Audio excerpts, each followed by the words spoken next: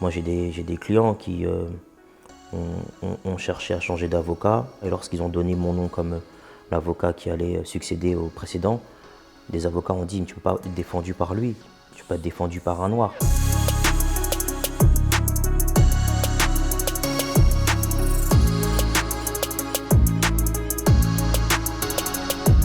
Hello, bonjour à vous, ici Philippe Fabignon, le producteur TV Storyteller.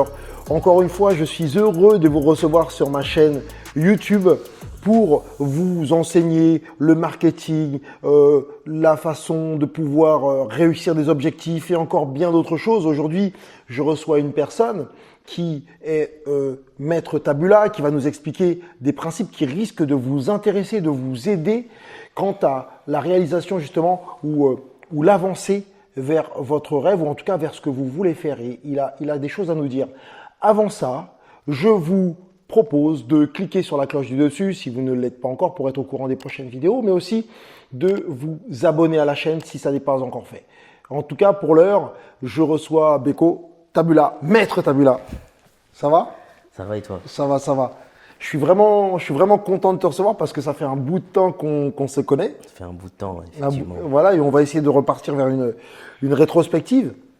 Et comme je te disais moi tout à l'heure, je peux te tutoyer. Hein. Absolument. On va pas faire des On semblants. va pas faire semblant. On se connaît depuis longtemps, donc on va pas faire semblant. Mais comme je disais, c'est que Beko, pour moi, c'est quelqu'un qui force l'admiration parce que vous allez comprendre que ce qu'il a fait là, vous pouvez aussi l'appliquer, cette méthode, cette façon d'être, cette façon de voir les choses, vous pouvez aussi l'appliquer dans votre domaine.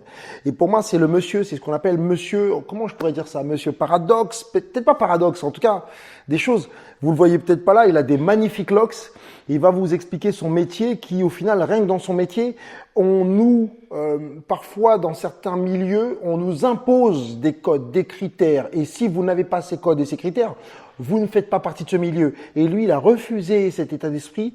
Il est aujourd'hui bien intégré dans son milieu dont il va nous parler et tout en ayant gardé ses valeurs, ses codes, son état d'esprit. Et alors ça, pour moi, ça peut s'appliquer dans n'importe quel autre domaine et notamment le vôtre. Donc, Beko, est-ce que tu peux nous parler un peu de toi, qui tu es Déjà, merci pour cette présentation.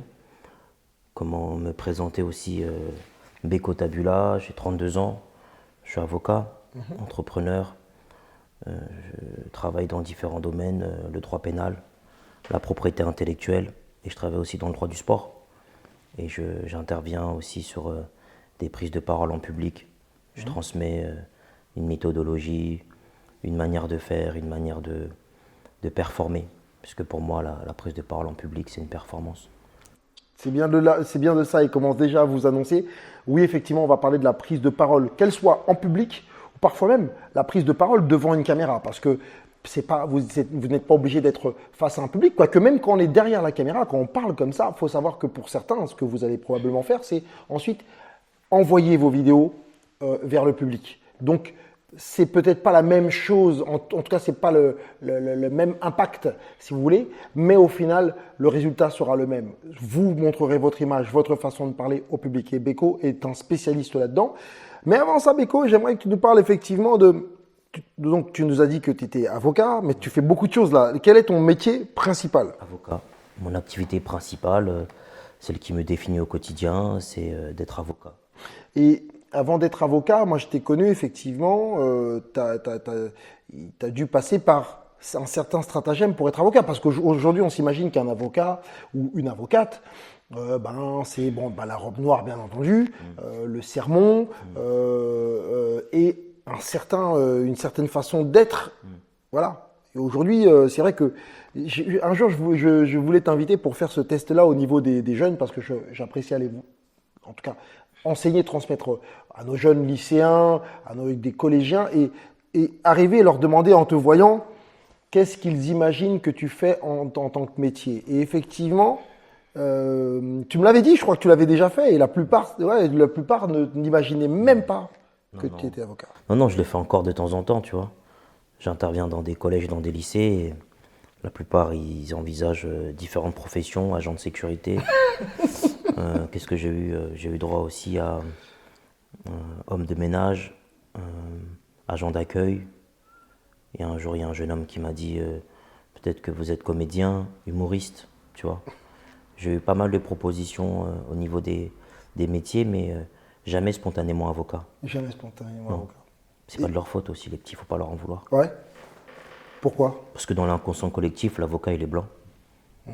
Il n'est pas noir, il n'a pas d'élox. Donc, ils ont grandi dans un environnement où, au niveau des représentations, que ce soit au cinéma ou dans les séries, l'avocat, il a une couleur de peau qui est celle de la majorité blanche. Donc, moi j'arrive, je prends à contre-pied tout le monde, y compris ce public. Donc, du coup, on ne peut pas leur en vouloir d'envisager une profession de salarié pour moi et pas une profession libérale. Et justement, tu parles de blanc, de couleur. Est-ce que toi, dans ton cursus scolaire, tu as ressenti aussi ces difficultés de pouvoir t'inscrire comme un postulant à vouloir être avocat? Est-ce que voilà, il a fallu que tu passes par des obstacles, des étapes? Non, mais il y a eu tu as raison, il y a eu des étapes, il y a eu des obstacles sur mon parcours. Parce que tu choisis une profession qui est une profession, on va dire, marquée, une profession qui appartient à la bourgeoisie, c'est une profession un peu élitiste, tu vois. Bah, on vous appelait les notables. Nous sommes des notables, moi je suis un bourgeois, aujourd'hui il faut dire la vérité, j'ai pris l'ascenseur social, mais les obstacles que j'ai pu rencontrer, pour ma part, ils ne m'ont pas empêché de devenir ce que je suis. Parce que, si tu veux, moi j'ai un état d'esprit qui est relativement simple. Un lion, ça reste un lion. Dans mon esprit, je suis le roi de la jungle. Peu importe l'endroit où je me trouve, peu importe les gens en face de moi, que les personnes ne m'aiment, me détestent, me respectent ou pas, c'est pas mon problème. Moi, je sais ce que j'ai à faire. Je dois performer, faire mon travail et partir. Donc, les obstacles, il faut les surmonter, il faut travailler dur, 3 fois plus, 4 fois plus que les autres, pour avoir ce qui me revient de plein droit, tu vois. T'es passé par quelle école? Moi, j'ai fait mon droit à Montpellier. Ensuite, moi je suis diplômé en droit et je suis diplômé en sciences politiques. Donc j'ai fait mon cursus droit et sciences politiques à Montpellier. J'ai loupé 2 fois mon concours pour intégrer l'école d'avocat à Montpellier. Ensuite, je l'ai réussi sur la terre d'Aimé Césaire en Martinique, tu vois. Et après la Martinique, je suis revenu. J'ai intégré l'école d'avocat de Paris. Et après l'école d'avocat de Paris, j'ai monté mon cabinet immédiatement dans le 93. D'accord. Comment ça se fait que si tu as manqué tes 2 concours, c'est toi, on ne peut pas le reprocher à qui. D'accord, c'est toi. Hein. D'accord, ok. Mais le fait que tu t'aies voulu partir en Martinique pour le passé, c'était une stratégie, c'était voulu, c'était. En fait, si tu veux, c'est une stratégie, oui. Tu veux, moi, à un moment donné, je me suis posé la question suivante. Je me suis dit, il faut que mon parcours il soit matérialisé par des personnes qui, en aucun cas, ne vont se demander si ma couleur de peau ou la longueur de mes cheveux, c'est un problème. Moi, je voulais avoir un jury qui était composé de personnes en mesure de m'apprécier pour ce que je suis, indépendamment de ce que je dégage. Tu vois. Tu penses qu'aujourd'hui, dans ce milieu, qui est l'avocature ou d'autres milieux, il y a vraiment une image qui est imposée et que si tu ne respectes pas cette image, ça peut t'empêcher d'atteindre tes objectifs? En fait, si tu veux, quand tu viens avec une image à contre-courant, tu n'as pas le droit d'être moyen. Pour ne pas dire, tu n'as pas le droit d'être médiocre. Parce que les gens, ils t'attendent. Ils disent, tu bouscules les codes, tu bouscules les standards, qu'est-ce que tu proposes? Tu as le culot de venir renverser la table avec une manière de te vêtir, une manière de penser, une manière de te coiffer qui détonne par rapport au milieu auquel tu appartiens. Bah dans ce cas-là, qu'est-ce que tu proposes? Bah moi, je propose un travail de qualité, je propose un professionnalisme, une rigueur qui fait que, n'en déplaise à certains, je suis là et ma clientèle me fait confiance et les personnes avec qui je travaille me font confiance aussi, tu vois. Donc, dans un autre sens, tu es en train de dire que si je veux accéder à un certain milieu avec mes valeurs, mes codes qui peuvent être différents de ceux du milieu, il faut que je m'impose le fait d'être le meilleur. Moi, ce que je dis souvent, moi j'ai pris la place de personne. J'ai juste rajouté un fauteuil. Pas mal. Tu vois, donc, mais après, le souci c'est que beaucoup veulent la validation des autres. Alors qu'en réalité, tu dois avoir la validation de ta clientèle. C'est ta clientèle qui va te recommander, qui va payer tes honoraires, qui va chanter tes louanges et qui va faire en sorte que ta réputation ne cesse de croître.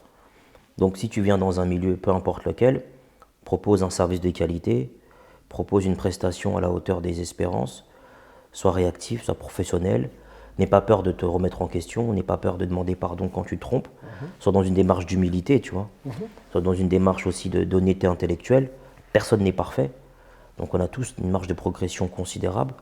Quand tu viens dans un état d'esprit bienveillant, quand tu viens dans un état d'esprit de respect par rapport aux clients, de respect par rapport aux partenaires, il n'y a pas de problème, tu vois.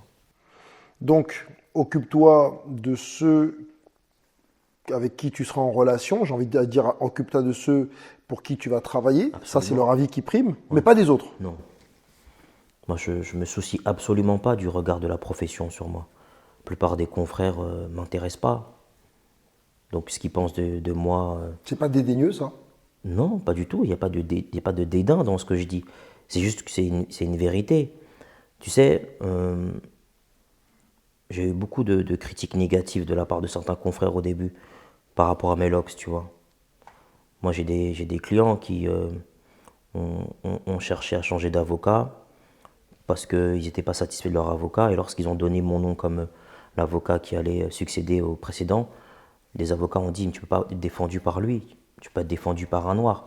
Moi, je me rappelle d'un de mes dossiers, c'est une cliente qui est victime de viol et elle est défendue par un avocat parisien qui est connu, dont je tairai le nom.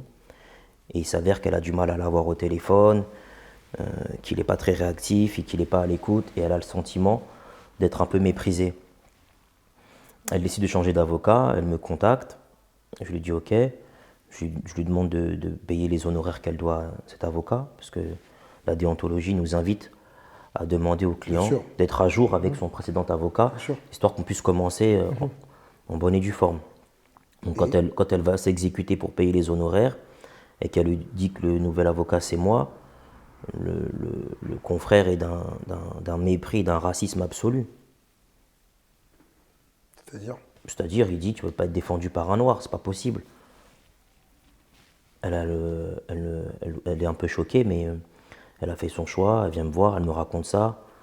Un jour, je croise le confrère, je le prends à l'écart et je lui dis la chose suivante, je lui dis tu me fais de la peine. Tu es encore en 1843. On est en 2021.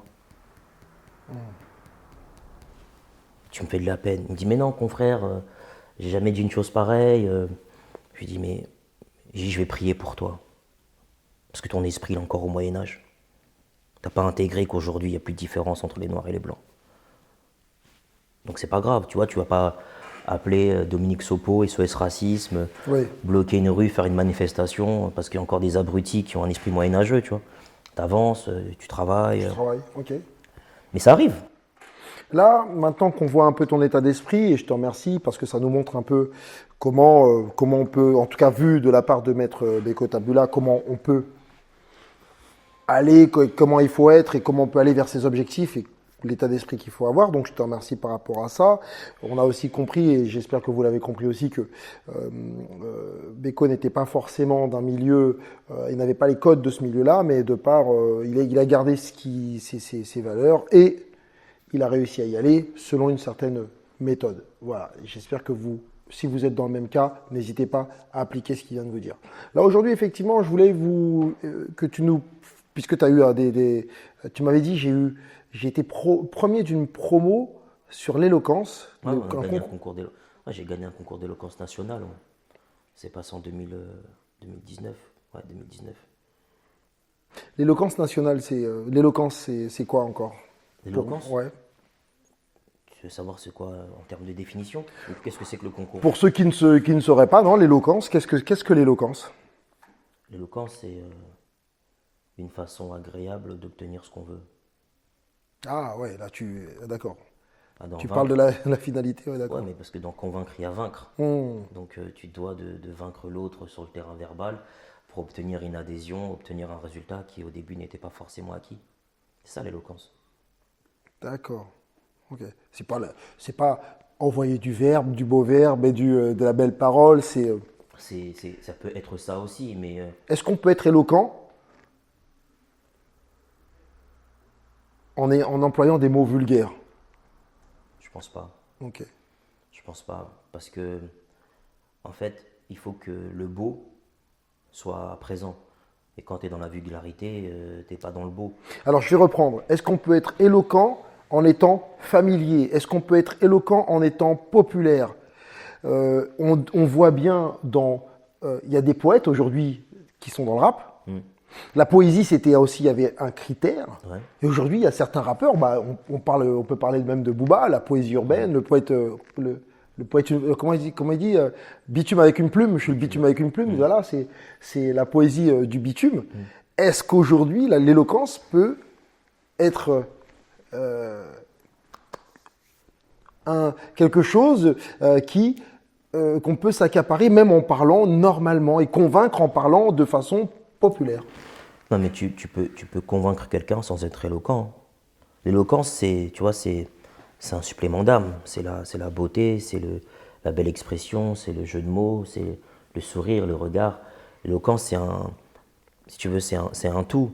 Mais tu peux obtenir des résultats sans être éloquent, en étant vulgaire, grossier, menaçant, injurieux. Moi, c'est pas ma méthode. D'accord. C'est pas comme ça que j'arrive à convaincre les partenaires avec qui je travaille ou même mes clients. D'accord. Ou même les magistrats, puisque je suis amené à intervenir quotidiennement auprès de magistrats lorsque je plaide. C'est pas en étant grossier, injurieux, menaçant que je vais obtenir gain de cause. Quel serait ton conseil pour quelqu'un qui veut pouvoir s'exprimer de façon claire, voire même remarquable, et qui n'a pas le bagage, en tout cas, qui n'a pas fait le même cursus scolaire que toi? Il n'y a même pas besoin de faire le même cursus scolaire que moi. Parce qu'il y a des avocats qui ont le même cursus et qui ne savent pas parler correctement. Il y a des avocats même qui sont doctorants et qui ont un niveau d'études supérieur au mien et qui sont capables de faire 5 phrases plutôt agréables à entendre. Donc ce n'est pas une question de cursus. D'accord. C'est une question de lecture. C'est-à-dire, pour être éloquent, il faut lire. Puisque l'éloquence, c'est des mots. C'est un vocabulaire riche, varié, qui va te permettre d'exprimer différentes réalités, différents points de vue, ou même d'exprimer la même chose, mais de manière plus douce. Tu vois, tu as des gens qui vont dire, oui, son père, il est mort. Ok, mais tu peux dire que son père, il est décédé. Ou tu peux dire qu'on a appris la disparition de son père. Tu as 3 manières de l'exprimer. Ouais. C'est la même chose. C'est que tu pars du postulat où il y a eu quelqu'un qui a perdu la vie, mais tu l'as dit de manière un peu plus directe, de manière un peu plus douce, de manière un peu plus lisse, en fonction des circonstances, tu vois. Appeler quelqu'un et lui dire ton père il est mort, c'est violent. L'appeler et lui dire malheureusement ton père a rendu l'âme, c'est autre chose, tu vois. Ouais, complètement. Complètement. Bon, après, le résultat et l'impact il y aura la tristesse au bout. Il y aura la tristesse. Mais si quelqu'un t'appelle en disant Philippe, ton père il est mort, ouais, c'est pas la même réalité. bien sûr, bien Puis si sûr. quelqu'un dit malheureusement, voilà, je viens de t'annoncer, ton père a eu un. Tu vois, Ouais. c'est pas pareil. Donc, ton premier conseil, c'est déjà de lire. Absolument. Tu peux pas être éloquent sans lecture, c'est impossible. D'accord. Sinon, t'as pas les outils. Comment tu fais si t'as pas le vocabulaire, si t'as pas le matériel nécessaire pour construire ton éloquence, pour construire ton discours, faire en sorte que tu sois entendu, audible, compris. Comment tu fais sans la lecture? D'accord. En t'entendant, j'ai l'impression aussi que il y a de la lecture. Donc ça c'est pour enrichir le vocabulaire. Ça, c'est ce on peut vous conseiller. Il y a aussi du rythme. Totalement. Parce que tu peux pas parler sans mettre du rythme, sans mettre en place une mélodie.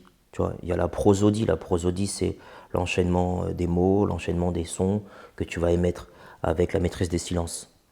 Donc tu dois absolument rendre ton discours mélodieux, faire en sorte qu'il soit suffisamment rythmé par moments, suffisamment ralenti par d'autres, pour faire en sorte qu'il ne soit pas monocorde. Oui. Parce que un des défauts majeurs de nos orateurs, c'est d'être monocorde et d'être plus ou moins ennuyeux. Et en général, quand ils sont monocordes, c'est des anesthésistes qui s'ignorent, tu vois. Des anesthésistes qui s'ignorent. D'accord. Ils sont pas au courant. Ils sont pas au courant. Qui sont dans un bloc opératoire et qu'ils ont anesthésié l'autre. D'accord. Ok. Donc là, ton premier conseil pour que vous puissiez garder l'attention chez l'audience, qu'elle soit en direct ou derrière une vidéo, c'est de varier le rythme. Même dans une conversation à deux, quand tu interviens avec une personne et que vous avez une conversation, un dialogue, Si tu n'es pas en mesure de varier ton rythme et de varier ton volume sonore, malheureusement, tu ne seras pas agréable à écouter. L'autre va abréger la souffrance. L'autre va faire en sorte d'aller à l'essentiel parce que tu es désagréable et que tu lui fais mal. Il D'accord. faut faire attention quand tu parles à l'autre. Alors là, on vient de voir donc la lecture pour le verbal. Ouais, On vient de voir le rythme absolument. pour tout ce qui est, on appelle ça, je crois que c'est le vocal. Oui, pour le vocal et pour faire en sorte que la mélodie verbale soit la plus agréable à écouter. D'accord. Et je vois aussi qu'il y a une espèce de contrôle sur le physique des mains et les orateurs aussi. On les voit sur certaines vidéos, ou comment ils s'expriment, ou parfois sur scène. Ils balayent la scène de gauche à droite. Est-ce que ça, il y a des techniques aussi pour ça? Oui, il y a une manière de se déplacer, de se mouvoir dans l'espace. Il y a le langage corporel, tu sais. C'est-à-dire que ce que tu dis, ce que tu racontes, tu dois l'incarner. Parce qu'il y a le corps, donc la chair, et il y a l'esprit. Et si tu n'es pas en harmonie, si tu n'es pas aligné avec toi-même, ça se voit tout de suite. Donc quand tu prends la parole en public, il faut que tu sois bien ancré au sol, que tes deux pieds soient bien posés sur le terrain, et qu'ensuite tu sois suffisamment droit. Tu vois. Il y a une volonté d'être suffisamment solide, d'être à la verticale, pour que ton discours soit entendu par un maximum de personnes. Donc oui, la posture c'est important. Il y a Stéphane André qui est un prof d'art oratoire qui a mis en place une méthode qui s'appelle le RDV. C'est le regard, le dos et la voix. Une prise de parole, c'est ça. C'est d'abord un regard, après il y a le dos par rapport à la posture, et ensuite il y a la voix. C'est un ensemble de choses sur le terrain physique et après sur le terrain mental et psychologique. Ah, parce que j'ai vu que tu me regardais et que tu regardes aussi toujours là-bas. Oui, oui. Effectivement. Mais parce qu'on partage, on Bien sûr. interagit. Je ne suis pas tout seul, je suis avec vous. D'accord. Et regarder l'autre, c'est reconnaître sa présence et reconnaître sa valeur. Alors ça c'est important, c'est un point que je voulais développer. Bon, on va essayer ensuite on va vous donner différentes vidéos, mais pour le regard c'est très très fort puisque c'est une manière de capter aussi l'attention du public dans toutes ces méthodes, ces techniques pour transmettre en conférence, transmettre lors d'une vidéo que vous faites pour le public, le regard sera très important. Mais là, pour synthétiser ce qu'on vient de voir avec Beko, et tu me dis si je me trompe, on appelle ça la technique des 3 V. Ça s'appelle visuel, vocal et verbal. C'est une méthode que je n'invente pas, elle est connue, mais je vous invite vraiment à vous questionner, à appliquer cette méthode si vous voulez effectivement faire des conférences, faire des discussions en public, voire même parfois des discussions normales, comme disait Beko, de one-to-one, en duo. Voilà.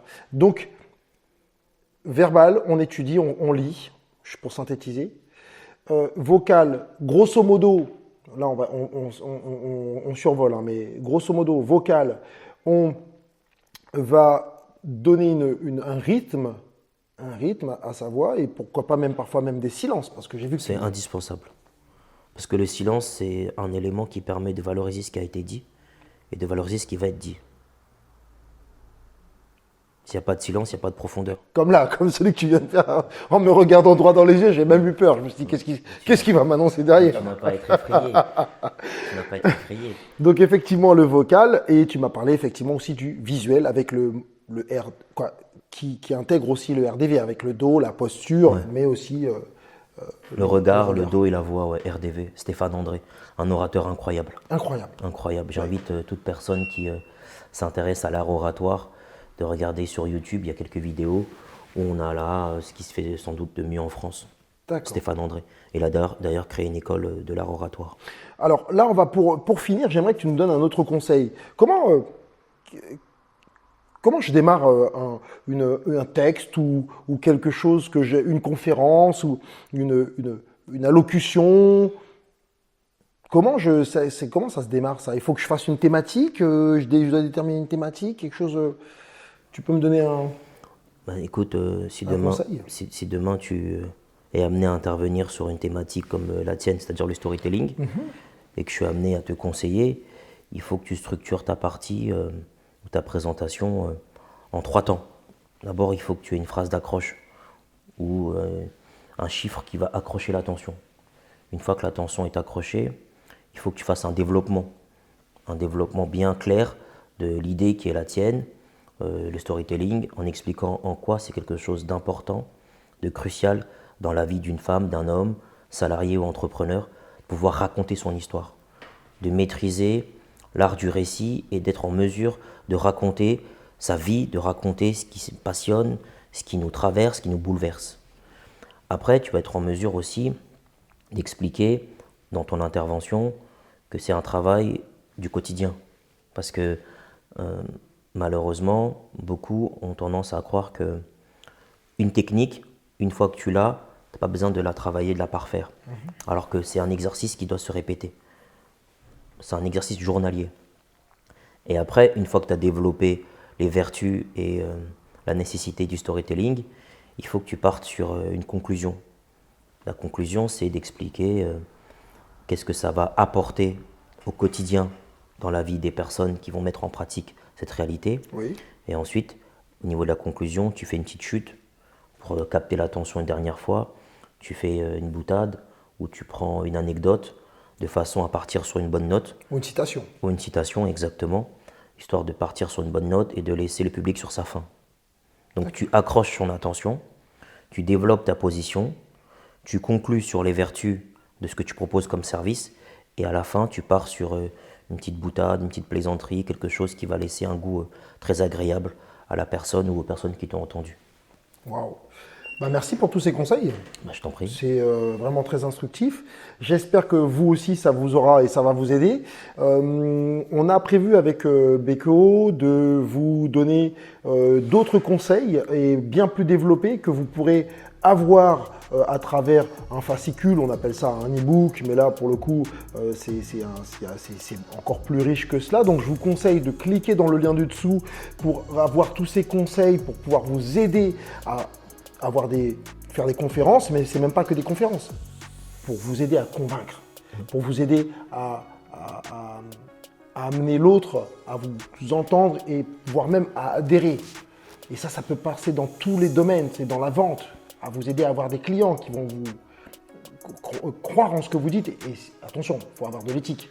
Il faut que vous-même vous croyez en ce que vous... Absolument. Il faut vous-même y croire. Tu peux pas, excuse-moi de te couper. Je t'en prie. Tu peux pas être convaincant si tu n'es pas convaincu.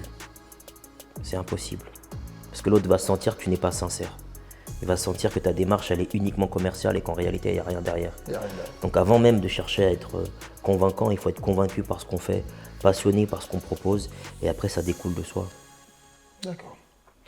Donc, je resynthétise encore parce que c'est vraiment important, c'est quelque chose qu'on vous a préparé et qui va vraiment vous aider. Cliquez sur le lien du dessous pour que vous puissiez avoir tous ces conseils qui vont vous aider à réaliser votre objectif. Et si vous voulez faire des super vidéos qui vont fédérer les gens, voire même vous amener à des ventes, si vous voulez faire des conférences pour que vous puissiez être entendu, convaincre et que vous créez aussi une communauté, c'est pour vous.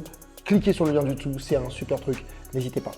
Pour l'heure, moi je vais remercier Beko, mais je vous remercie aussi vous. Je vous demande de cliquer encore une fois de plus sur la cloche pour être au courant des prochaines vidéos.